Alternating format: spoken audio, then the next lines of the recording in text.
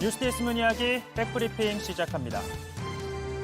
첫 번째 브리핑, 다른 독재입니다. 화제를 뿌리고 다니는 분이죠.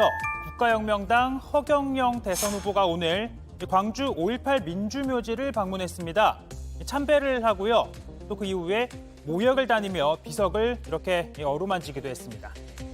광주의 마을통역은 그런 민주주의의 상징적인 곳이니까.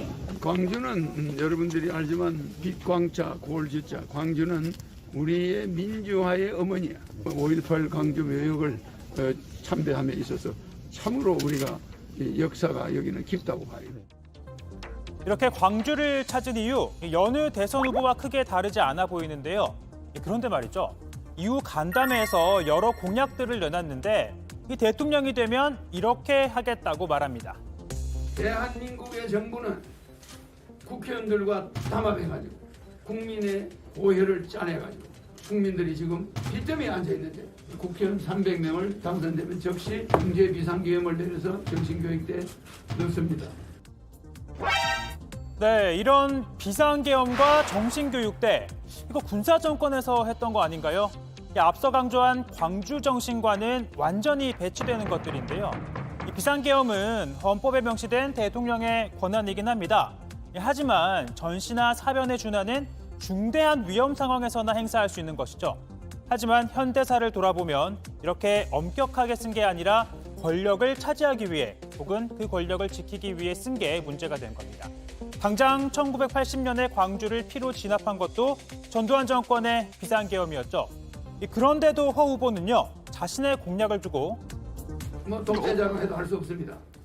이렇게 실행을 하겠다는데 이 과거 독재자와 나는 다르다, 이런 의미일까요? 이 민주주의 자체가 독재의 반대말인 셈인데 과연 착한 독재자 존재할 수나 있는 걸까요? 아무튼 허 후보는 이렇게 알쏭달쏭한 주장 끝에 광주에 특별한 의미를 부여하기도 했습니다. 이 광주특별시가 광주시가 광주광역시죠. 광역시가 서울특별시만한 이 섹터가 커요. 우리가 만약에 한반도가 전쟁이 난다면 정말 수도가 남쪽으로 온다면 광주가 정말 수도 자리라고 볼 수 있죠. 네, 이 직할시가 광역시로 바뀐 지 한참 됐죠. 자, 독재자라고 해도 이 계엄령을 내리겠다는 주장부터 이 광주 직할시라는 실수까지 어쩐지 허 후보 이번 광주행 통해서 점수 따기는 쉽지 않아 보입니다. 다음 브리핑은요, 다국적자입니다. 오늘은요, 윤동주 시인의 탄생 104년을 맞는 날입니다.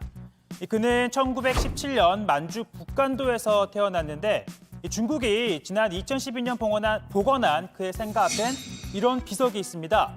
중국 조선족 애국시인, 애국. 이 자기 나라를 사랑한다는 뜻인데 그러면 이 윤동주가 중국을 사랑했다는 소리가 되는 거 아닌가요?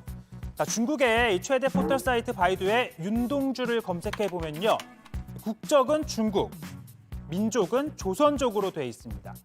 이 윤동주가 태어난 곳, 당시 독립운동가들이 조국의 광복을 위해 임시로 정착했던 곳일 뿐이죠. 그리고 그의 본적은 함경북도 회령입니다. 그러니까 엄연히 한국인이지만 중국에서는 이렇게 국적이 왜곡되고 있다는 겁니다. 그런데 더 황당한 거는요, 온라인 백과사전 일본어판을 보면 이 윤동주 국적이 일본이라는 소개가 돼 있다는 겁니다. 일본식이라고 생각하는 거예요. 일제강점기 때 활동을 했기 때문에 우리나라의 대표되는 윤동주 시인이 국적이 중국에서는 중국이라고 하고 일본에서는 일본이라고 하고, 그러니까 이런 정말 어처구니 없는 상황이 벌어져 있는. 특히나 중국에서는 윤동주뿐 아니라 이봉창, 윤봉길 등 우리 독립운동가들을 조선족이라고 소개하고 있습니다. 이 포털 사이트이긴 하지만 공산당 통제하에 있는 중국의 특수성을 고려하지 않을 수는 없겠죠. 독립운동가분들, 이인분들, 그리고 대한민국 대표되는 문화 콘텐츠들, 이런 부분들을 계속 자신의 역사와 문화로 편입시키고자 하는 그런 잘못된 애국주의의 반로 현상이 아닌가. 사실 중국의 이런 억지 주장 이루 말할 수 없을 정도인데요. 그럼에도 윤동주는 한국말로 시를 쓰고 조선의 독립을 염원한 한국인이라는 건 흔들릴 수 없는 사실이겠죠. 오늘 백브리핑은 여기까지입니다.